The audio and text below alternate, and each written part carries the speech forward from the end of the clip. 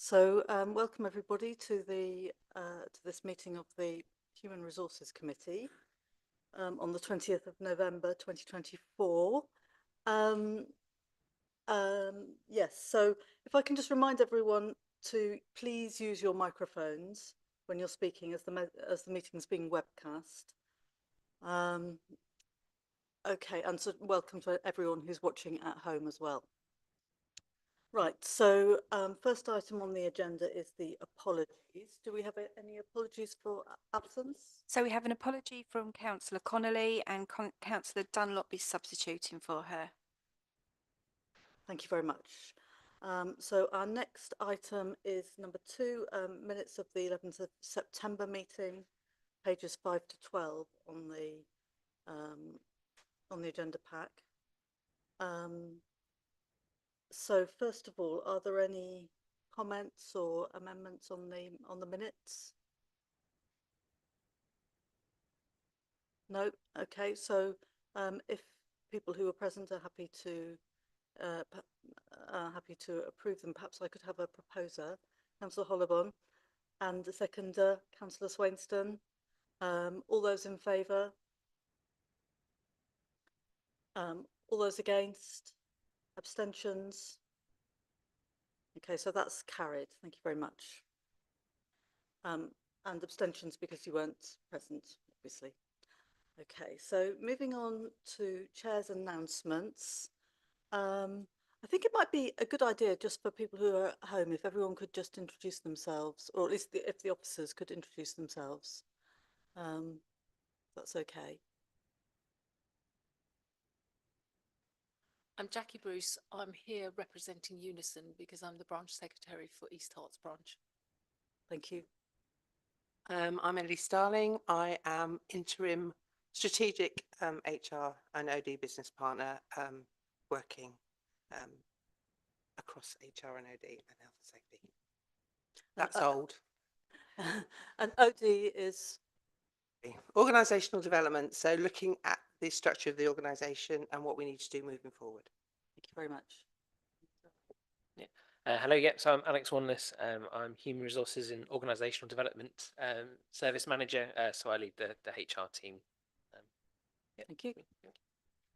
I'm Michelle Oates. I'm Committee Support Officer, so I'm just here for to take the minutes and make sure that you all follow the rules. Thank you very much. Very important job, that one.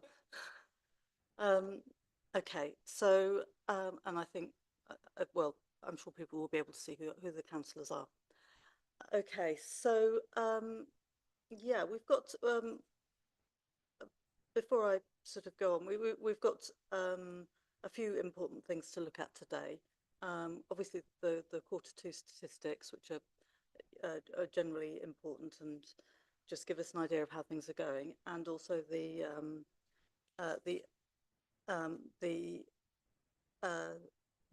bullying and harassment policy update, which is important too, and I think we also have the safety committee minutes.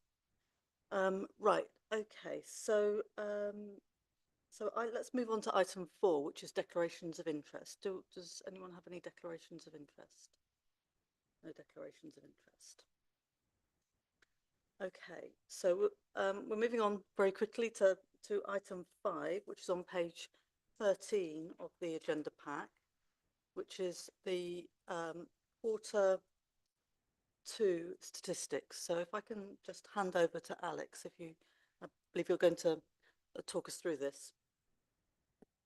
Well, thank you very much, Chair. Yes, these are our quarterly statistics. So I suppose just to start off with an apology, our HR and payroll system reporting tool was down at the time. So that's something that unfortunately was beyond our control.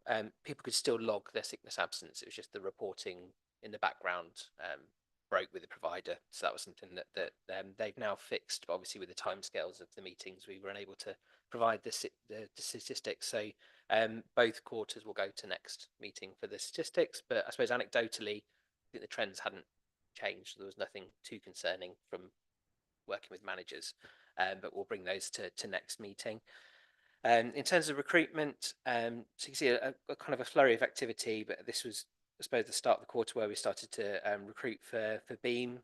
and the theatre was taking on more permanent staff and casuals, and that trend's continued with casual workers and quite a few volunteers in the end as well that have helped. They've all been kind of DBS checked and kind of onboarded by the Beam team, along with some kind of standing recruitment.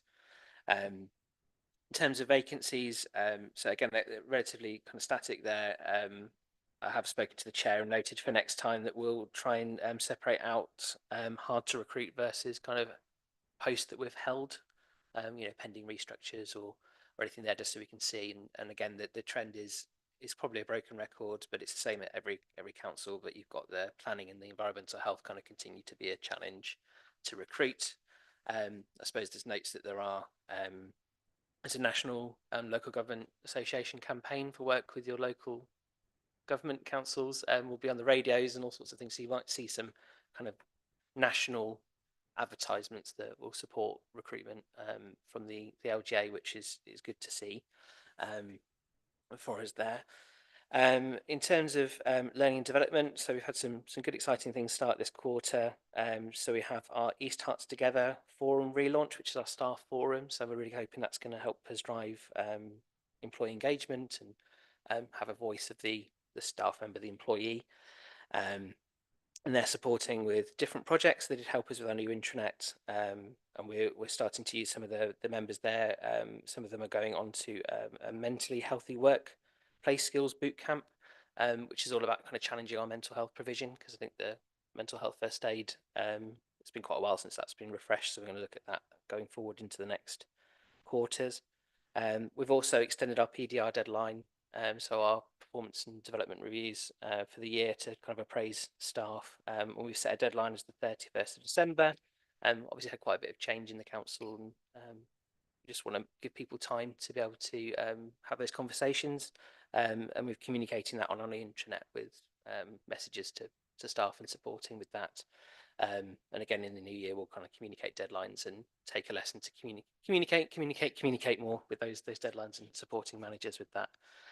So that's kind of an overview of the statistics, but obviously happy to take any questions from the committee. Councillor Swainston.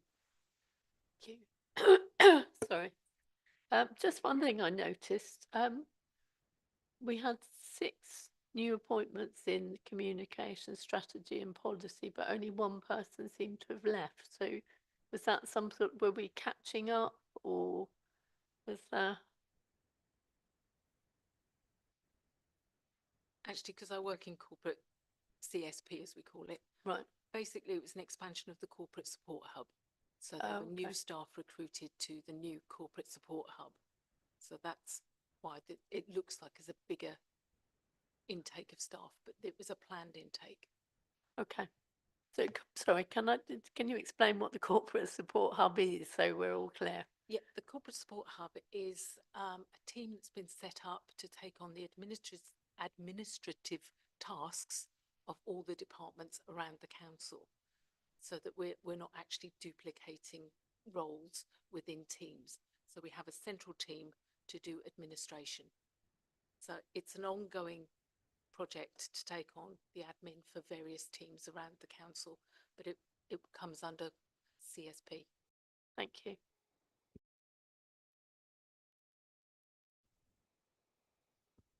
Any other questions? Councillor Dunlop.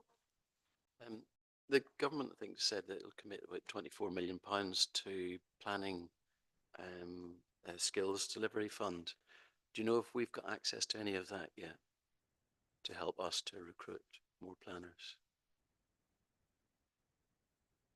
Yeah, I'm not too sure at the moment where that's not trickled down as information to myself, but it's something we can bring to the committee. I think, yeah, we'll see it through. So basically, we're waiting for the details of how that will work. We do know that they are working on the framework. Yeah. So once we've got that, we can access that. But it's a bit like saying, here's more money for more doctors. You've got to find the doctors. So the same with planning. In terms of the planning recruitment, I'd just like to say that we've worked really hard over the summer, and we've filled a huge number of roles, and we've now only got 6 vacancies, which sounds like a lot, but when you think of the size of our planning team and where we were, So we are very pleased we've got a number of new colleagues joining us over the next month or so. So that's a positive thing. But yes, the planning thing is wonderful and the money will be wonderful if we can access it. But we're still fighting and we're a small fish in a very large pond around here. So, and we've all got massive targets for buildings. But you are expecting some money to come later next year. We hope that we will be able to access it in that way, but we don't Yeah. know the detail yet of the Yeah. framework. Thanks.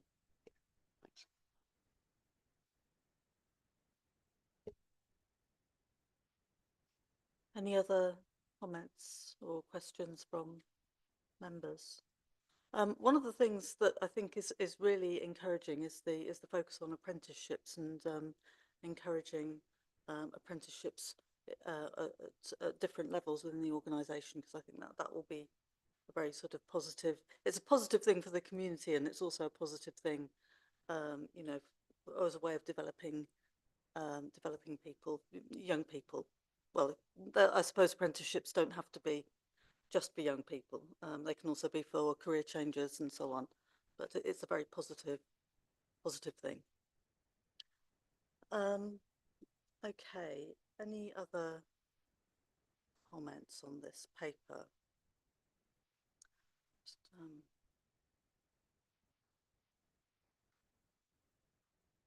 and notice this paper also includes the safety committee minutes. Is that part? It seems to be all taken together. So, so just to check, see if people have got any comments on the health and safety aspect. Councillor Swainston. Yes, just I noticed that there was a door that Unison weren't happy with, and has that now been sorted? I'm very pleased to say yes, it has. It was actually fixed that morning while I was in the meeting. Oh.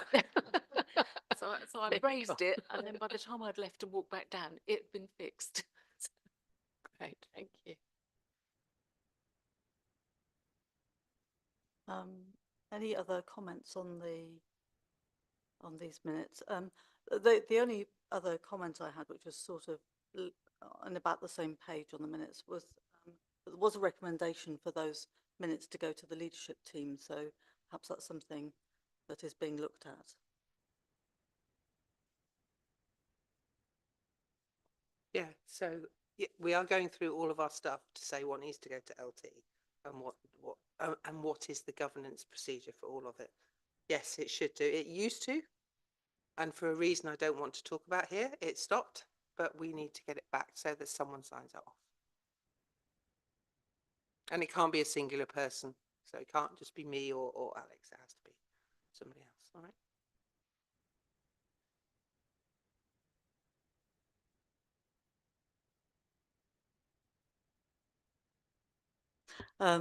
I think that's just part of making sure the governance is as good as it possibly can be. So that's great. Okay, then the recommendation for this is well, the recommendation is basically to consider the Human Resources Management Report for Q2, provide any comments to the HR officer and regarding the content or formatting of the report. So do I have a proposer? Councillor Hollybon, and a seconder? Councillor Swainston, all those in favour? I think that's everyone. None against, no abstentions. Okay, so that's carried. Excellent.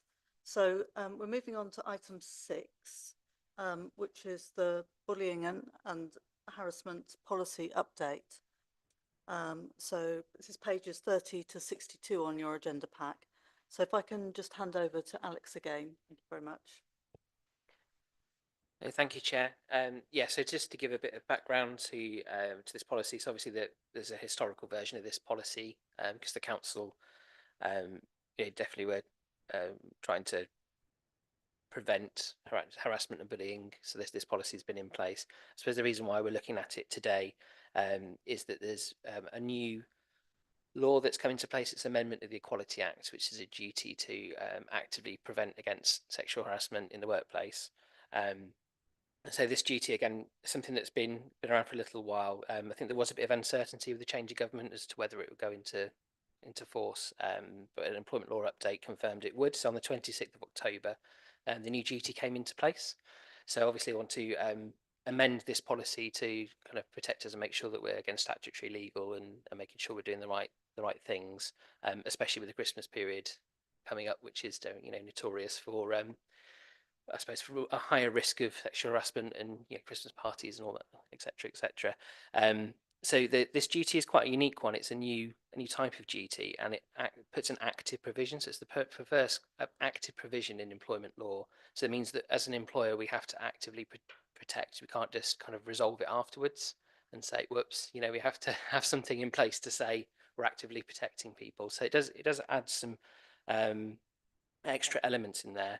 And the employment lawyers are definitely interested to see how this tests in tribunals and cases, because it's quite a wide-ranging duty.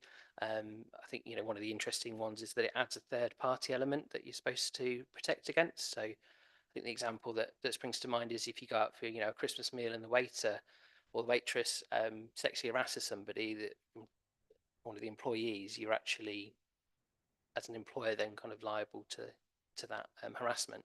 So you have to put things in place to try and prevent that, and it's very wide-reaching and quite challenging actually to do that. So some of the parts of the report we're trying to do is doing risk assessment is really encouraged around risks for sexual harassment in the workplace. And it's something that Peter, our health and safety officer, I've tasked him with finding some training for himself so he can support service managers with sexual harassment risk assessment, so we can really see where the challenges could be. But also, we know with that third party element, we've got parts of customer services spring to mind, and the new Beam Theatre has a lot of access to third parties interacting with staff. So how do we, some of the simple solutions of putting signs up, like if you go to the post office, it will say no harassment is tolerated. So things like that need to be implemented to protect employees and us as an employer from that provision. And I suppose it's one of those things that when does it end? And it's quite open ended. So we've tried to put an action plan into the report, which I think the leadership team have agreed to. So we're going to start working on that. So within that policy, Section 12 is the main new intent. So I'd say Section 12 is to where to put the energy today to see what we want to do to try and prevent sexual harassment in the workplace as much as we possibly can. And then I suppose when we've brought that to local joint panel, that's where Unison reps have kind of looked at the historical policy as well. So what you'll find in the policy, the track changes, is you'll see lots of amendments in terms of, I suppose mainly is updating language is probably that, and kind of clarity is the main intention in this historical part of the policy. And I think we were asked to do track changes at local joint panel. So it does look quite hard to read. So we provided a no markup version for you, which hopefully is a little bit easier to read and to see the policy as it should be. And I suppose it's just a note to say that once approved, I can go through and actually accept all the changes and tidy up some of the formatting, because it is a bit messy with the track changes. It's kind of hard to do that. So I suppose that's everything to look about. But I will invite Jackie. Do you want to add any comments from the union side? No, just to say, to let you know that going forward, Alex and I have actually met and come up with a plan, which Ellie has signed off on, that we're going to review policies and actually have a structured way of doing it, so that by the time we come to local joint panel, we will have a cleaner version for everyone to actually look at and to review, to amend, rather than having lots and lots of changes. So that we have a policy that's cleaner, then we can look at it. We're going to have workshops between HR and Unison where we actually sit down face to face to discuss things, because we've discovered that it's so much easier to actually talk to someone in a room rather than sending lots of versions with track changes. So going forward, that is going to be our way to actually get things done. Now, if I can hand over to Ellie, she's going to explain about where we're getting the policies from. So we have just signed up to an HR policy program, I guess. It's a forum. So all of the councils in the region have signed up to it. And we're all placing our policies on a central platform for other people to look at and access. And the agreement is if there's something on there that will work for your authority, have at and use it rather than reinvent a wheel. Now, one of the disadvantages of being in a small district is we don't have an employment relations lawyer because we're not big enough.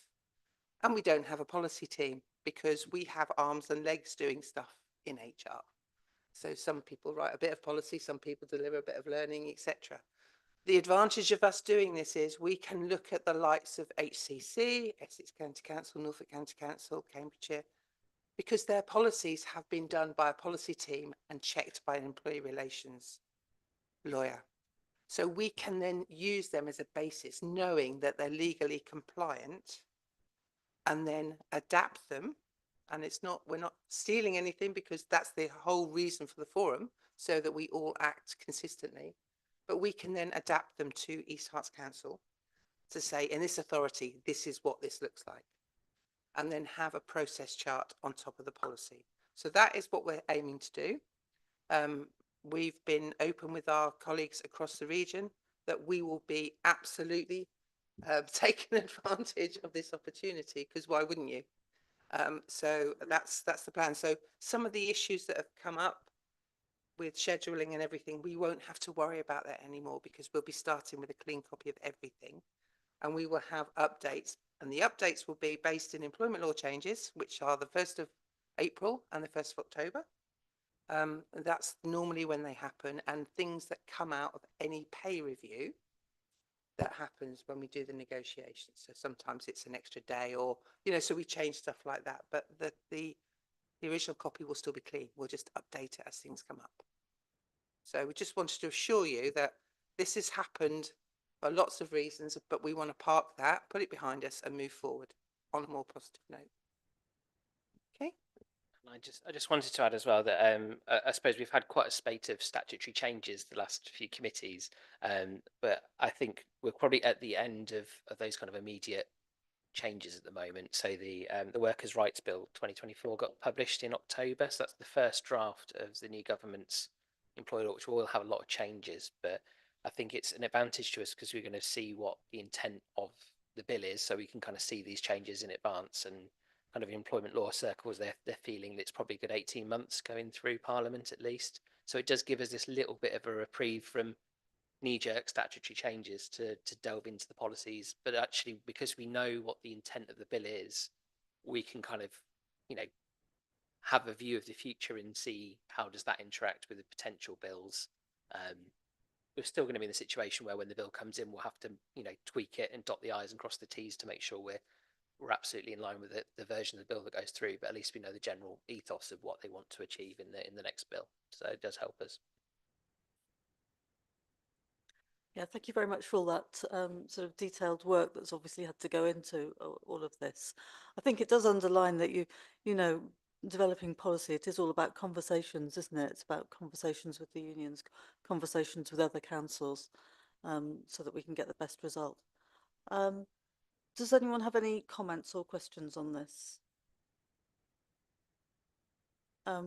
Councillor Butcher.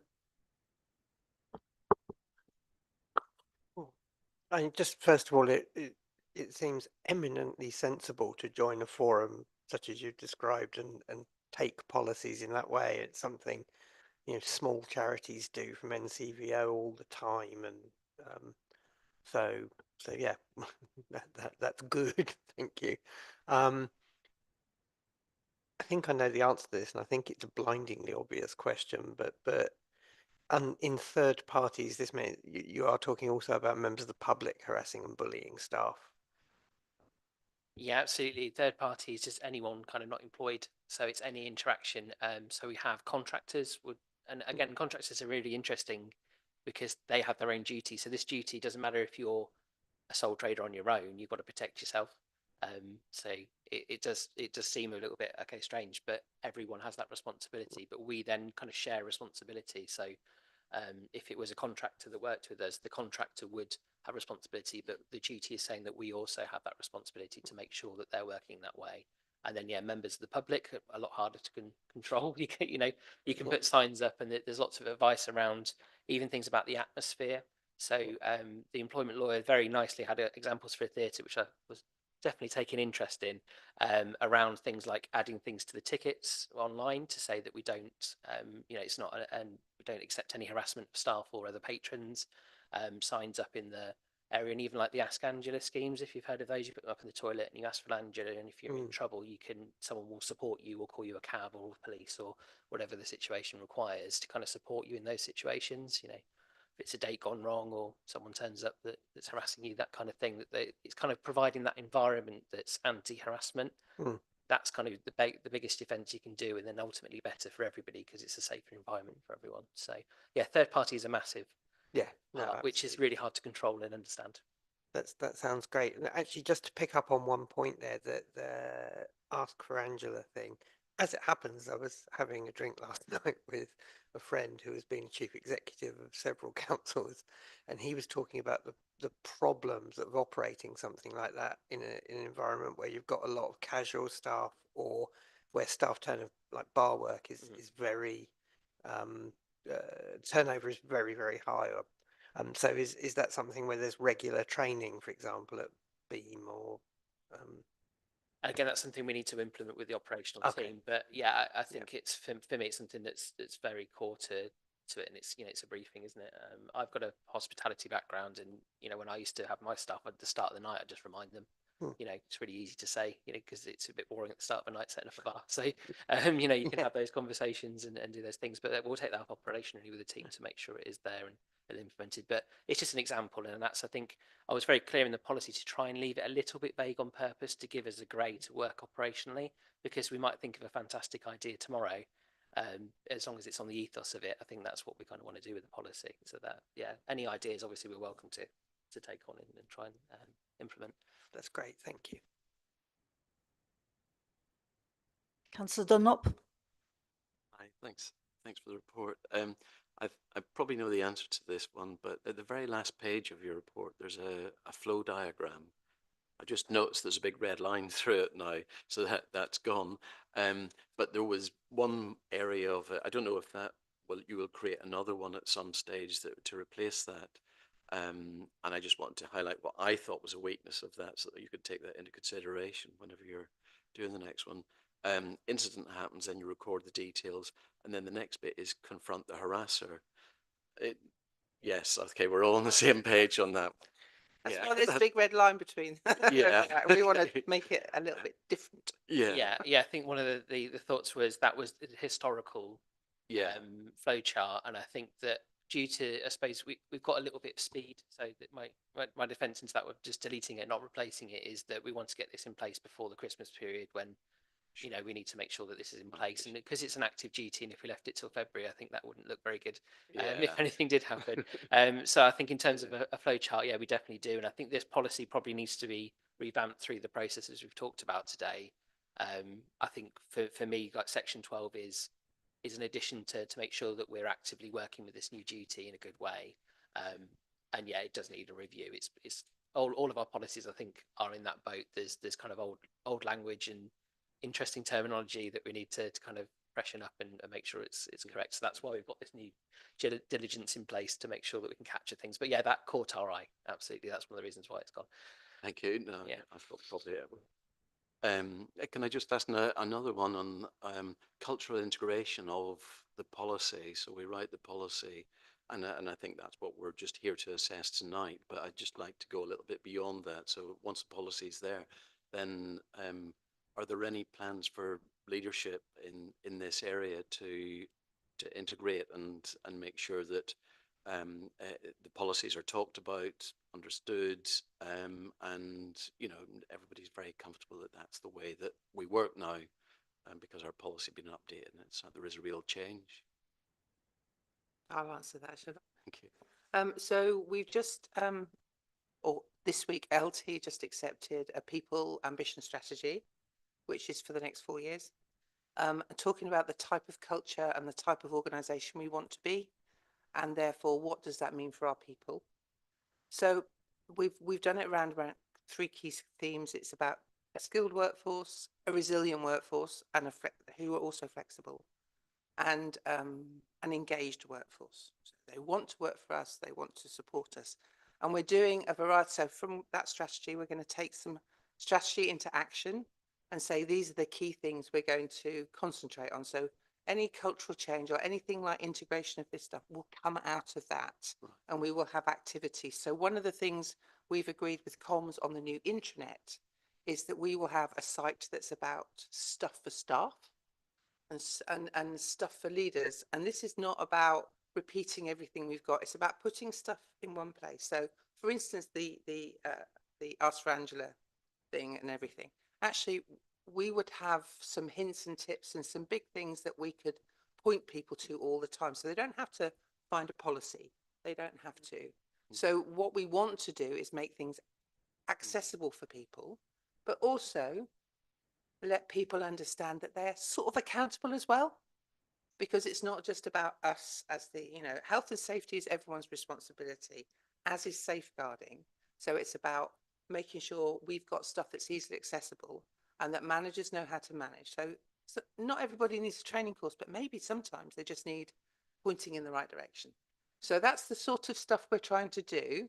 We have the staff work group, East Hearts Together, that Alex now runs, and we'll be using that as a vehicle as well. So we have a number of things that we want to do with staff. We want to include it in our induction. There's lots of ways in which we're doing it. So it's not going to happen overnight, because clearly Rome was not invented in a day. But we have a plan and we have an ambition about what we want to be as an employer. And as we do the transformation, we will make sure that it all ties together. And just to add on that point as well, we have also sourced some e-learning around sexual harassment. So our e-learning provider has a module. So once ratified, we're going to implement that as mandatory training for everybody. It's kind of 15 minutes. It's like short and snappy. It does hit the points that you need to. I don't think it's quite enough for an active duty. I think that's the test, and I think it might fail that test. But it gives everybody the core information, and it also is reportable for us, so we know who's done it as well, which really helps if anything does happen, because we can kind of say you haven't done your mandatory training and we can implement those. But I am also looking at other trainings we can do, and obviously budget's always interesting with the council, so it's working out what other colleagues around the region have done. It's quite a hot topic with all the HR managers, as you can imagine, so we're kind of working out who the best providers are. We want to give some training to staff to again embed that cultural change. And it's kind of statutory. It's a hard one to say this is how it should be, but it is cultural, and it's how we act, and that's probably part of the risk assessments as well. And that can be a danger, because it could be, the culture is that everyone's okay, but that's when there's a risk sometimes as well. If you working just two people alone, all those kind of things. So we are working on that one, but it's probably a little bit slower just to make sure we get the right provider. But it's a hot topic everywhere in HR. So there's a lot of providers trying to pedal for business. It's finding the right one. Yeah. Thank you. Any other comments? Councillor Swainston? Thank you. I'd agree that it sounds great that, sharing good practice and saving resources is always good. I was just wondering if the forum's open to all levels of local government, because it might benefit the town and parish councils as well. I'll have to check on that, actually, because the only people that attend the heads of HR meetings are the counties and the districts and unitaries. So at the moment we don't have but there's no reason why we wouldn't do that, because actually if anything happens outside of the workplace, it's on their patch. So it would be so we can look into that. I can look into that and see how we might do it. And it might be that we share, after we've done our bit, we share what we've done, and we've done that before. So Any further comments? I was just wondering whether you link up with for example, the Community Safety Partnership, and I know they're offering things like bystander training, and they and they have a whole range of. I think they also run the Ask for Angela and other sort of initiatives especially around the nighttime economy. So, which might be relevant for Beam. So maybe that's something that's a link that's worth making. We're an active part of the Community Safety Partnership, and I'm not exactly sure of her full job title, but our antisocial behaviour officer is a key part of that. Yeah. And the training is provided through HCC's training department, so we do connecting with that as well, and we have free spaces for council. Yeah, lovely. That's great. Well, I mean, I think it is. I think everyone will agree. It's really important to take care of our staff and people to feel safe. So, is there? If there's no other questions or comments at this point, then the recommendations for this item are on page 30 of the agenda pack. So we just look at those and I'll read them out. So essentially they are to approve the updated bullying and harassment policy and to approve the action plan. So do I have a proposer? Councillor Hollybon. And a seconder? Councillor Butcher. All those in favour? Thank you. And no against, no abstentions. Okay, so that's carried. So thank you very much. And thank you very much to all the officers for all of their hard work on all of these. Are there any urgent items? There are no urgent items. So that concludes tonight's meeting at 7:37. Thank you very much. So